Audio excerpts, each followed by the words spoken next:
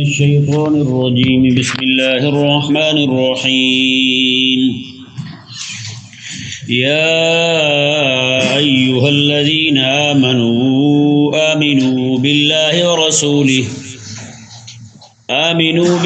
ورسوله والكتاب الذي نزل على رسوله والكتاب الذي أنزل من قبل ومن يكفر بالله وملائكته وكتبه ورسله واليوم الآخر فقد ضل ضلالا بعيدا.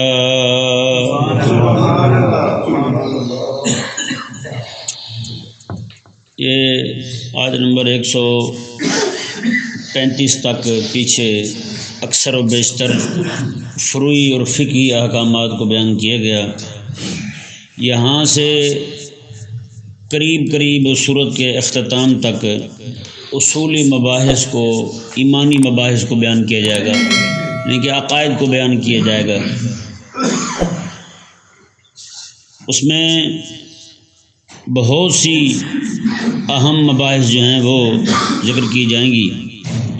اس ضمن میں اللہ تبارک و تعالی نے جو سب سے پہلی آیت مبارکہ نازل فرمائی، اللہ تعالی نے ارشاد فرمایا یا ایھا الذین آمنوا اے ایمان والو ایمان لاؤ، اے ایمان والو ایمان لاؤ. یہاں ایک اشکال پیدا ہوتا ہے کہ وہ تو پہلے ایمان والے ہیں، پھر ان کو کہنا کہ ایمان لاؤ، یہ تو تحصیل حاصل ہے، یہ تو اس چیز کو حاصل کرنا جو پہلے سے موجود ہے یا نہیں؟ یہ تحصیل حاصل ہے. یعنی ایک بندہ سویا ہوا ہے، اسے کہنا کہ سو جا بھائی، وہ تو پہلے سویا ہوا ہے. بیٹھے ہوئے بندے کو کہنا کہ بیٹھ جا، وہ تو پہلے بیٹھا ہے. کھڑے ہوئے کو کہنا کہ کھڑا ہو جا، وہ تو پہلے کھڑا ہے. کھانا کھا رہا ہو اسے کہنا کہ کھانا کھا، وہ تو پہلے کھا رہا ہے. یہ تو کھانا چھوڑ دے پھر تو کہیں. یہاں پہ جو رب تبارک و تعالی نے ارشاد فرمایا یا ایھا الذین آمنوا ایمان والو ایمان لاؤ، تو اس اشکال کے 4 جوابات آپ کے سامنے ذکر کیے جائیں گے.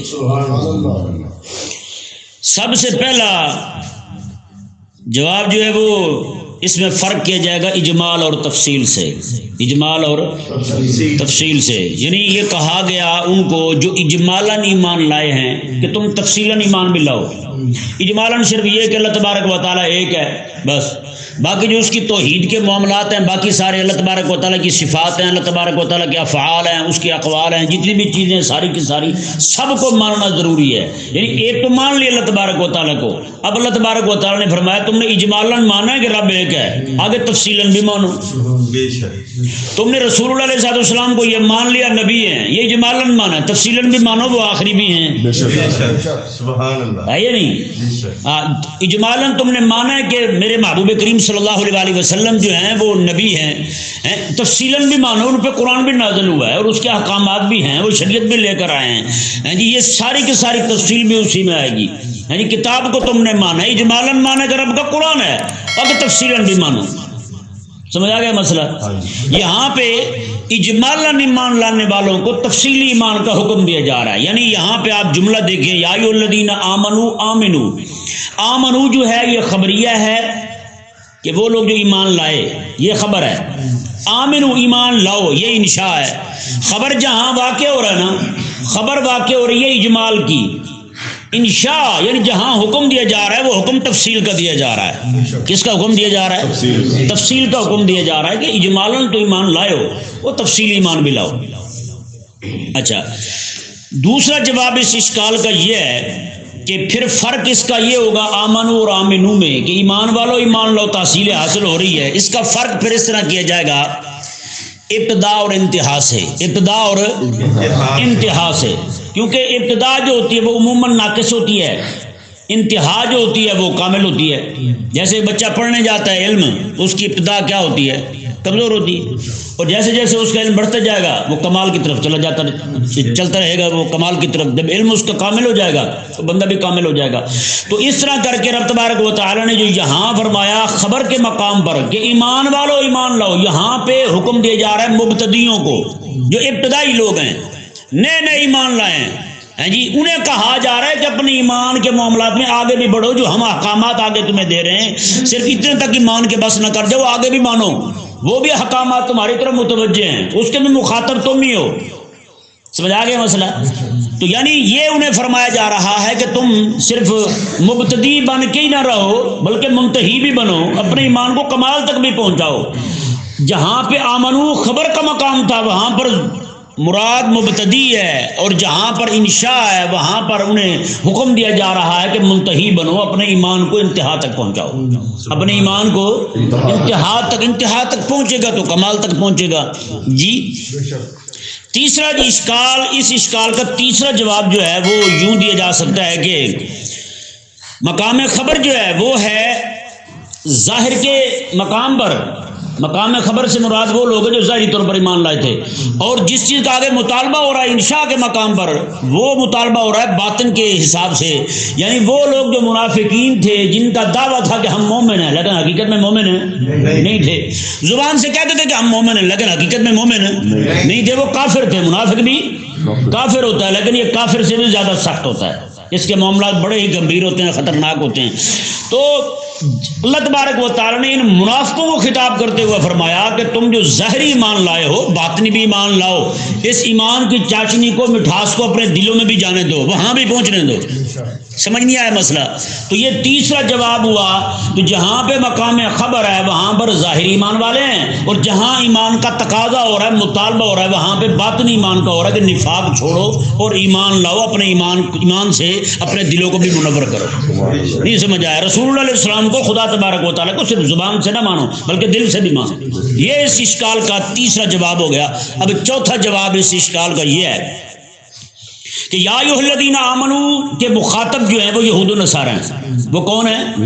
یہود و نصارہ ہیں جی۔ اور آمنو جو ہے جہاں پہ مقام انشاء ہے وہاں پہ ان یہود و نصارہ کو حکم دیا جا رہا ہے کہ تم، یعنی کہ پیچھے دیکھیں ذرا، یا ایھا الذین آمنو، اے ایمان والو۔ کیا مطلب ایمان والو؟ یہودی نصرانی جو کافر ہیں، پھر ایمان والا کیوں کہا؟ مطلب یہ ہے، اس دونوں کا فرق یہ کہ اس طرح کریں گے ہم کہ اے انبیاء سابقین پر ایمان رکھنے والو، اے آدم سے لے کر موسیٰ تک ایمان رکھنے والو، آدم سے لے کر عیسیٰ تک ایمان رکھنے والو، تو میں کہ آمنو، اس حبیب کو بھی مانو، یہ بھی میرا نبی ہے۔ ہاں وہ نبی ہیں تو یہ بھی نبی ہے، اسے بھی مانو۔ یہ نہیں کہ انہیں مان لیا تمہارے لیے کافی ہو گیا، نہ میں کہ انبیاء کرام علیہ السلام میں سے کسی ایک کا انکار کفر ہے۔ یہودی اور نصرانی، یہودی جو ہے وہ حضرت موسیٰ علیہ السلام تک یا ان کے بعد تک جو انبیاء کرام علیہ السلام تشریف لائے، عیسیٰ علیہ السلام سے پہلے تک، کیونکہ عیسیٰ علیہ السلام کے انکاری ہیں یہودی ہیں جی، ان تک سب کو مانیں، اور وہ عیسیٰ علیہ السلام کا انکار کر دے یا میرے آقا علیہ السلام کا انکار کر دے پھر بھی کافر ہے۔ اور نصرانی جو ہے باقی سب کو مانے، میرے آقا علیہ السلام کو نہ مانے پھر بھی کافر ہے جی۔ اور کوئی بندہ آقا علیہ السلام کے بعد کسی اور نبی کا آنا جائز سمجھے، جیسے مرزا قادیانی دجال ہے، وہ کہتا ہے میں نبی ہوں، اور اس ذلیل نے ایسا دروازہ کھولا مرزا قادیانی نے کہ اس کے بعد تو دھڑا دھڑ اس کی جماعت میں نعوذ باللہ من ذالک نبوت کا دعویٰ کرنے والے اٹھ رہے ہیں، ایسے ایسے چوڑے جو ہیں وہ نبوت کا دعویٰ کر رہے ہیں۔ تو رب تبارک و تعالی نے جہاں پہ مقام خبر ہے نا وہاں سے مراد یہود و نصارہ ہیں جو پچھلے انبیاء کو یعنی انبیاء سابقین کو ماننے والے ہیں۔ جہاں مقام انشاء ہے وہاں انہیں خطاب کیا جا رہا ہے کہ تم صرف ان کو مان کے بس نہ کر جاؤ بلکہ میرے حبیب کریم علیہ السلام کو بھی مانو۔ اب یہاں پہ جو اشکال تھا کہ اللہ تبارک و تعالی نے ایمان والوں کو کیوں کہا ایمان لاؤ، یہ تو تحصیل حاصل ہے، وہ اشکال رفع ہو گیا 4 وجوہ سے۔ کتنی وجوہ سے رفع ہوا؟ 4 وجوہ سے بحمداللہ تعالی۔ اللہ تبارک و تعالی نے آگے ایمانیات کو بیان فرمایا کہ ایمان کن کن پر لانا ہے۔ آمینو باللہ، ایمان لاؤ اللہ پر۔ کس پر ایمان لاؤ؟ اللہ پر ایمان لاؤ۔ ایمان والو ایمان لاؤ اللہ پر، یعنی کیا مطلب ہے؟ اللہ تبارک و تعالیٰ کی ذات پر، اس کی صفات پر، اس کے افعال پر، ہر ایک چیز جو ہے وہ جو اللہ تبارک و تعالیٰ کی طرف سے ہے، پوری کائنات کا نظام اسی کی طرف سے چل رہا ہے، کسی اور کی نہ کسی کا ہاتھ ہے اس میں، نہ کسی کو طاقت ہے نہ قوت ہے۔ لا حول ولا قوت الا باللہ کا مطلب یہی ہے، اسی کے تحت، اسی کے حکم کے تحت، اسی کے نظام کے تحت پورا نظام چل رہا ہے، اسی کے حکم کے تحت چل رہا ہے۔ نہیں سمجھ آ رہا مسئلہ؟ خالق اور مالک نے ارشاد فرمایا جی دیکھیں، تو صرف یہ نہیں کہ صرف اللہ کو مان لیا کہ اللہ ہے بس اتنے سے فارغ ہو گئے، نہ بھائی بڑی ساری مباحث ہیں، آپ اٹھا کر کے دیکھیں فقہ کی کتابیں، ایمانیات کی کتابیں، دینیات کی کتابیں، دینیات کی وہ کتابیں نہیں جو سکول میں پڑھائی جاتی ہیں، یہ دینیات کی جو علماء اسلام نے لکھی ہے کتابیں، وہ اٹھا کر دیکھیں کیسے کیسے مسائل ہیں اور کتنی کتنی باتیں ہیں، ایسی باریک باتیں ہیں جو ہم نعوذ باللہ من ذالک اللہ تبارک و تعالیٰ کے بارے میں بول دیتے ہیں اور بندہ ایمان سے فارغ ہو جاتا ہے۔ ہیں جی ابھی پرسوں والا دن رات نہیں، پرسوں والی رات بھی گزری ہے نا، اس رات کو مجھے فون آیا کہ دوست کا، تو وہ مجھے کہنے لگے جی پی ٹی وی پہ جو پاکستان کا جو قومی ٹی وی ہے جی، اس پہ کہتے ہیں کوئی ڈرامہ دکھایا گیا، تو پاکستان کا کوئی بڑا افسر تھا یا کوئی ڈرامہ نگار تھا، کوئی جو بھی تھا، بہرحال اس نے ٹی وی پہ بیٹھ کے ایک لطیفہ سنایا، کہتے ہیں جی فرشتے جو ہے نا روز ایک بندے کو جنت میں مارتے ہیں، جنت کے اندر روزانہ فرشتے ایک بندے کو مارتے ہیں۔ تو اس سے پوچھا گیا فرشتوں صحیح سے کیوں مارتے ہو، جنت میں آ گیا تو اب مار کیوں ہے؟ تو کہتے ہیں اس سے فرشتے روز پوچھتے ہیں ہاں بتا جنت کیسی ہے، کہتے ہیں جنت تو خیر ٹھیک ہے لیکن لاہور لاہور ہے۔ اگر اندازہ لگائیں آپ کیا احمقانہ ہیں جی، تمہیں خدا تبارک و تعالیٰ کی جنت ہی بچی ہے مذاق اڑانے کے لیے؟ جس جنت کے بارے میں رب تبارک و تعالیٰ فرمایا وہاں نہ تھکاوٹ ہوگی نہ تکلیف ہوگی کچھ بھی نہیں ہوگا، وہاں تو اسے جوتے مارنے کے واقعات سنا رہا ہے اس جنت کی طرف منسوب کر کے۔ نعوذ باللہ من ذالک، اس طرح کی بات کرنا یہ تو رب تبارک و تعالیٰ کے قرآن کا مذاق ہے یار، رب تبارک و تعالیٰ کے قرآن کا انکار ہے۔ اللہ تبارک و تعالیٰ نے ارشاد فرمایا جی دیکھیں آگے، والکتاب، اور کتاب پر بھی ایمان لاؤ۔ یہاں کتاب سے مراد جو ہے نا وہ ہے قرآن کریم۔ کیا ہے؟ قرآن کریم، کیونکہ کتاب اس کے ساتھ جو صفت بیان ہوئی ہے نا وہ نزل آئی ہے، الذی نزل، کہ کتاب وہ والی جو اللہ تبارک و تعالی نے تھوڑی تھوڑی کر کے نازل کی ہے، بالاہتمام نازل کی ہے رب تبارک و تعالی نے۔ یعنی پچھلی کتابیں جو نازل ہوئی ہیں وہ کتابیں یک بار کی آئی ہیں۔ موسیٰ علیہ السلام پر کتاب آئی تو ایک ہی بار، حضرت داؤد علیہ السلام پر کتاب آئی تو وہ بھی ایک ہی بار، حضرت عیسیٰ علیہ السلام پر کتاب نازل ہوئی تو وہ بھی ایک ہی بار۔ لیکن یہ قرآن کریم ہے جو 23 سال کے عرصے میں بالاہتمام جتنی جتنی حبیب کریم علیہ السلام کو اور حضور کے غلاموں کو ضرورت ہوتی تھی اللہ تعالیٰ اتنا قرآن نازل فرما دیتا ہے۔ یہ بالاہتمام نازل ہوا قرآن، اللہ اکبر کبیرہ۔ اب دیکھیں، کیونکہ نزلہ کا معنی ہوتا ہے تھوڑا تھوڑا نازل کرنا، اور انزلہ کا معنی ہوتا ہے ایک ہی بار نازل کرنا۔ انزال اور تنزیل دونوں میں فرق ہے۔ انزال کہتے ہیں ایک ہی بار نازل کرنے کو، اور تنزیل کہتے ہیں تھوڑا تھوڑا کر کے بالاہتمام نازل کرنے کو کہتے ہیں۔ اللہ تبارک و تعالیٰ نے ارشاد فرمایا تو اور کتاب پر بھی مان لاؤ، مطلب قرآن پر ہی مان لاؤ۔ یہ وہ قرآن ہے جس کو اللہ تبارک و تعالیٰ نے اپنے رسول کریم صلی اللہ علیہ وسلم پر نازل فرمایا ہے۔ سبحان اللہ۔ اور آگے فرمایا والکتاب الذی انزل من قبل۔ یہ صرف یہ دیکھیں، یہ صرف یہ نہیں ہے کہ قرآن پر ایمان لا کے لے آئے، یہ قرآن کو مانتے ہیں اللہ تعالیٰ کا کلام ہے اور حضور پر نازل ہوا ہے بس آپ چھوٹ گئے، نہ قرآن کریم کے جتنے بھی مندرجات ہیں، جتنے اس میں مسائل ہیں، سب کے سب پر ایمان لانا فرض ہے۔ کسی ایک کا انکار، استہزاء، مذاق یا بندے کو کافر کر دیتا ہے۔ اللہ تعالیٰ نے خود ارشاد میں قل باللہ و آیاتہ و رسلہ کنتم تستہزئون، میں کیا تمہیں اللہ تعالیٰ کی ذات اور اس کی آیتیں قرآن ملا ہے تمہیں مذاق اڑانے کے لیے؟ لا تعتذروا قد کفرتم بعد ایمانکم، میں اب تم عذر بہانے ہیلے بہانے نہ تراشو، اب تم کافر ہو چکے ہو۔ اب قرآن کی آیات کا مذاق اڑانے والا بندہ کافر ہو جاتا ہے۔ یہ رب تبارک و تعالیٰ کا قرآن اس مسئلے کو بیان فرما رہا ہے۔ سمجھ آ گیا مسئلہ؟ اب آگے دیکھیں، والکتاب الذی انزل من قبل، کہ قرآن پر بھی مان لاؤ اور قرآن سے پہلے جو کتاب نازل ہوئی ہے اس پر بھی مان لاؤ۔ قرآن سے پہلے جو کتاب نازل ہوئی ہے اس پر بھی ایمان لاؤ۔ یہ ذہن میں رہے، یہاں پر کتاب دونوں جگہ کتاب ہے، حالانکہ کتاب پہلا جو ہے نزلہ، جس کا تعلق نزلہ کے ساتھ ہے، وہ قرآن کریم ہے، وہ تو ایک ہی کتاب ہے۔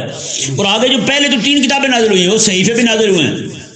تو یہاں یہ ذہن میں رہے کہ اس کا جواب یہ ہے کہ آگے کتابیں تو زیادہ نازل ہوئی ہیں، صحیفے بھی نازل ہوئے ہیں، پھر اب تبارک و تعالیٰ نے مفرد کیوں فرمایا؟ تو اس کے 2 جواب ہیں۔ پہلا جواب یہ ہے کہ الکتاب سے مراد الف لام جنس کا ہے۔ کیا ہے؟ الف لام جنس کیا ہے؟ مطلب یہ کہ جتنی بھی کتابیں اللہ تعالیٰ کی نازل ہوئی ہیں نا، جتنے بھی صحیفے نازل ہوئے ہیں، سب پر ایمان لانا فرض ہے، سب پر ایمان لانا فرض ہے۔ تو پھر کتاب مراد ایک کتاب نہیں ہوگی، مراد اس سے جیسے آپ کہتے ہیں 100 کتاب آئی ہوئی ہے یار، ہیں کتابیں آپ کے پاس پڑھی ہوئی، آپ کہتے ہیں اتنی کتاب، اور بڑی کتاب ہے اس کے پاس، حالانکہ بڑی کیا ہے کہ پھر کتاب ایک لفظ بولنا مطلب کیا ہے؟ یہاں پہ یہ جنس کا معنی دے رہا ہے کہ یعنی اتنی جنس ہے کتاب کی، تو بہت تعداد ہے اس کی۔ اللہ تبارک و تعالیٰ نے یہاں جو الف لام ارشاد فرمایا الکتاب پر، وہ الف لام جنس کا ہے۔ مطلب کیا ہے؟ یعنی جنس کتاب پر جتنی بھی کتابیں اللہ تعالیٰ کی طرف سے نازل ہوئی ہیں ان سب کتابوں پر ایمان لانا یہ فرض کیا گیا ہے۔ اور اگر یہ یہاں پر الکتاب سے مراد مفرد ہی ہو، الف لام جنسی نہ مانا جائے، مفرد مانا جائے، تو پھر اس کا جواب یہ ہے کہ اس سے مراد پھر وہ کتاب ہے جو اللہ تبارک و تعالیٰ کے احکامات پر مشتمل تھی. کس پر مشتمل تھی؟ اللہ تعالیٰ کے احکامات پر مشتمل تھی. اب اس میں غور کیا جائے تو پھر بھی 2 کتابیں بنتی ہیں، کیونکہ زبور شریف جو ہے نا حضرت داؤد علیہ السلام پر نازل ہوئی، اس میں احکامات نہیں تھے، صرف دعائیں تھیں. کیا تھا اس میں؟ دعائیں. آپ دعا کی شان سمجھ سکتے ہیں کہ جس پر اللہ تعالیٰ نے پوری کتاب نازل کی ہو. تو زبور شریف میں ساری دعائیں تھیں، اور یہی وجہ ہے کہ حضرت سیدنا داؤد علیہ نبینا علیہ السلام، آپ جب ارادہ بنتے نا دعا کرنے کا، ویسے تو دعا ہر وقت کرتے رہتے تھے، مجمع میں دعا کرنے کا، جب اجتماعی دعا کرنے کا جب آپ کا ارادہ بنتا تو آپ اپنے بیٹے حضرت سیدنا سلیمان علیہ السلام کو فرماتے کہ میرا ممبر جو ہے وہ کھلی جگہ لے چلو میدان میں. حضرت داؤد علیہ السلام وہ تورات کے تلاوت سے پہلے 1 ہفتہ پہلے کھانا پینا چھوڑ دیتے تھے، کیونکہ پیٹ بھرا ہونا رقت طاری نہیں ہوتی. رقت طاری تب ہی ہوتی ہے، یعنی دل جو ہے نا نرم تب ہی ہوتا ہے جب بندے کا پیٹ بھرا ہوا نہ ہو، پیٹ خالی ہو. اور شیخ سعدی رحمہ اللہ ارشاد فرماتے ہیں کہ میں ایک جگہ سے گزرا، میں نے دیکھا کہ بندہ رات کو کھڑا نماز پڑھ رہا ہے. میں نے کہا ہاں جی اس کی شان کیا ہے؟ انہوں نے کہا جی یہ حضرت بڑے بزرگ ہیں، رات کو 10 کلو کھانا کھاتے ہیں، اور 10 کلو کھانا کھانے کے بعد پھر ساری رات کھڑے رہتے ہیں، عبادت کرتے رہتے ہیں. کہتے ہیں میں نے کہا انہیں کہو کہ آدھا کلو کھا لیا کریں، آدھا سیر، تو باقی سارا پیٹ اپنا خالی رکھا کریں، ساری رات سو جایا کریں. کہتے جب پیٹ خالی نہیں ہوگا رب تعالیٰ کی معرفت کا نور کیسے جائے گا؟ حضرت داؤد علیہ السلام ہفتہ پہلے کھانا پینا چھوڑ دیتے تھے. حضرت سلیمان علیہ السلام کو حکم فرماتے، وہ آپ کا ممبر لے جاتے اور جا کر کے کھلی جگہ میں رکھ دیتے، وہاں پہ سارے لوگ جمع ہو جاتے. آپ جب تلاوت کرتے تھے نا جی، پرندے تک اڑتے ہوئے وہ بھی ٹھہر جاتے سنتے، کئی سارے پرندے مر جاتے، کئی سارے بندے فوت ہو جاتے زبور شریف کو سن کر کے. جب وہ بعد میں جنازے اٹھانے لگتے تو حضرت سلیمان علیہ السلام کہتے ہیں ابا جی آپ نے اتنے بندوں کو مار دیا ہے.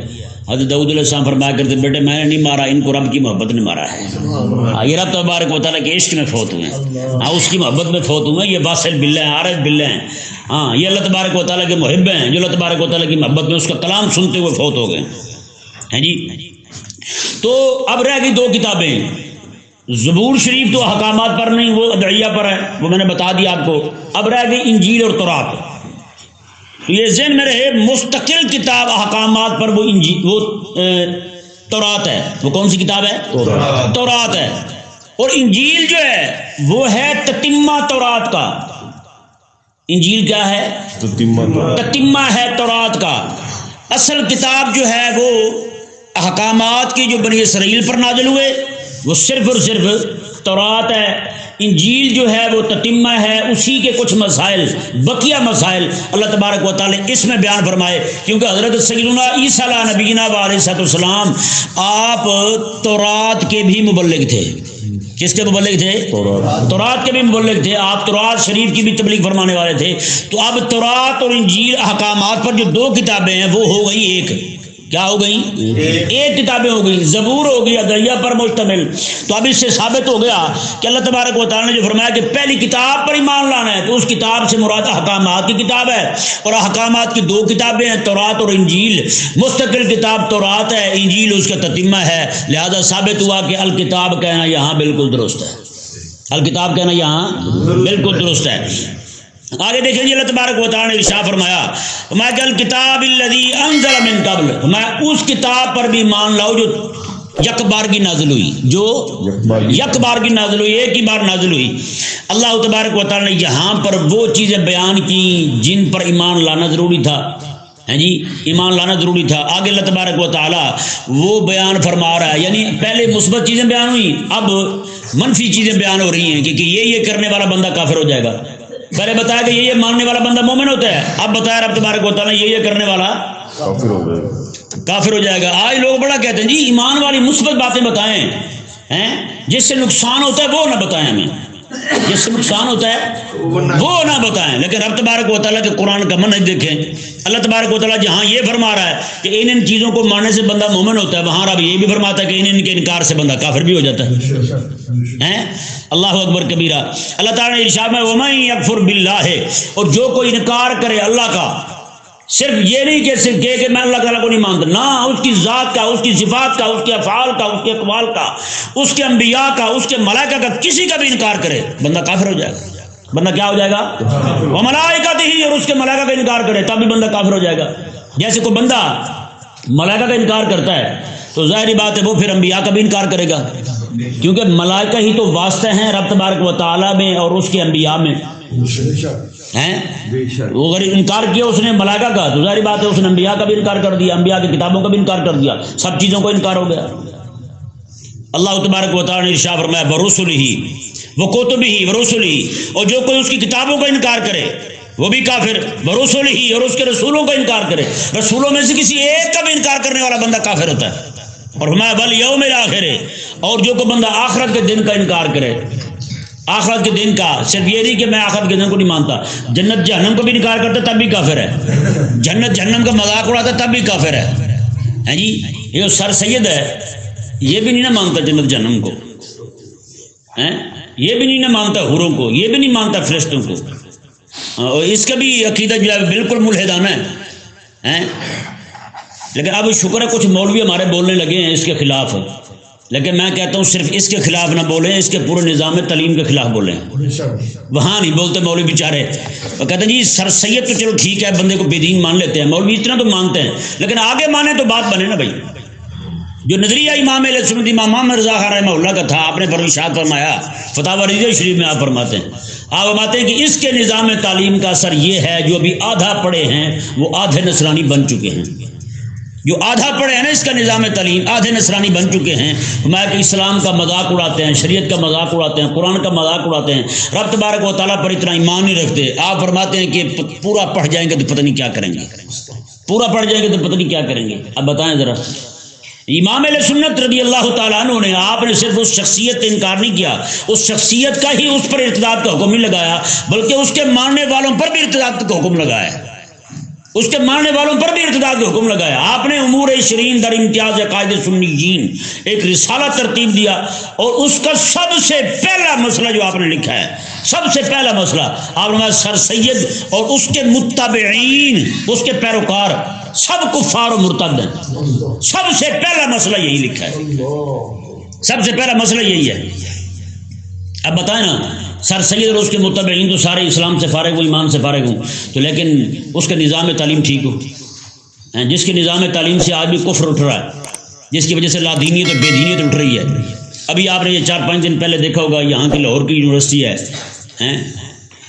3-4 لڑکیوں نے اپنی سہیلی کو کہا کہ تو بھی نشہ پی، تو اس نے آگے سے انکار کیا اور اس کے والدین کو فون کر دیا جی، تو ان کی شکایت لگنے پر انہوں نے پکڑ کے وہ جناب اس کے منہ پہ جوتے مارے، ٹھڈے مارے اس کے منہ پر جی، اور تشدد کیا اس پر۔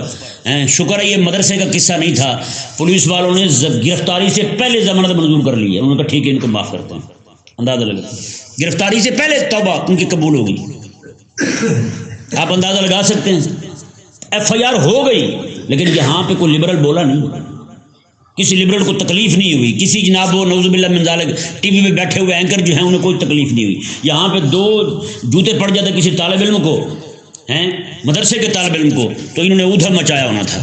یہ سارے اینکر مینکر جتنے بھی پھرتے ہیں، یوٹیوبر سارے، یہ سارے وہاں گئے، اپنے اپنے موبائل کیمرے لے کے وہاں پہنچ جاتے۔ ہاں جی بتائیں جی کیسے اتنا بڑا ظلم ہو گیا، طالب علم کو 2 جوتے پڑ گئے، وہاں پہ جناب وہ جوتے مارتے رہے ہیں اس لڑکی کے منہ پر، تو کسی کی کوئی غیرت نہیں جاگی۔ بتائیں نا مدارس کو اور کیسے بدنام کیا جائے گا، بتائیں۔ یہ صرف اور صرف دین، صرف مدرسے سے دور کرنے کے لیے سارے ہیلے بہانے ہیں۔ مدارس کے بارے میں نعوذ باللہ کیا کیا باتیں کرتے ہیں یار، آپ بھی تو دیکھیں، آپ نے اپنی نوجوان لڑکیاں ان کے حوالے کی ہوئی جہاں پہ شرابیں پلا رہے ہیں بچیوں کو، جہاں پہ پروفیسر کے سامنے کھڑے ہو کے لڑکیاں ڈانس کر رہی ہیں۔ ہاں وہاں بھی کوئی ہے پکڑ، وہاں پہ بھی کوئی محاسبہ ہے، اسلام کا محاسبہ یورپ سے درگزر۔ ہم ٹھیک ہے مانتے ہیں، کہتے ہیں محاسبہ کرو، لیکن جناب اپنا بھی تو کرو نا، دوسروں کے کپڑوں کی تلاشی لیتے ہو، اپنے بھی کپڑے جھاڑو، کبھی تمہیں اپنا بھی پتہ لگے تمہارے ہاں کیا ہو رہا ہے۔ نعوذ باللہ من ذالک۔ اللہ تبارک و تعالی نے ارشاد فرمایا جی دیکھیں، والیوم الآخر، اور آخرت کے دن پر بھی ایمان لاؤ، آخرت کے دن کا انکار کرنے والا بندہ بھی کافر ہے. میں جس بندے نے یہ کیا یعنی اللہ کا انکار کیا، ملائکہ کا انکار کیا، اس کی کتابوں کا انکار کیا اور اس کے رسولوں کا انکار کیا اور آخرت کے دن کا انکار کیا، فقد ضل ضلالا بعیدا، اللہ تعالیٰ نے ارشاد میں وہ دور کی گمراہی میں جا پڑا ہے، وہ دور کی گمراہی میں جا پڑا ہے. اللہ تبارک و تعالی ہمیں سمجھنے کی توفیق عطا فرمائے.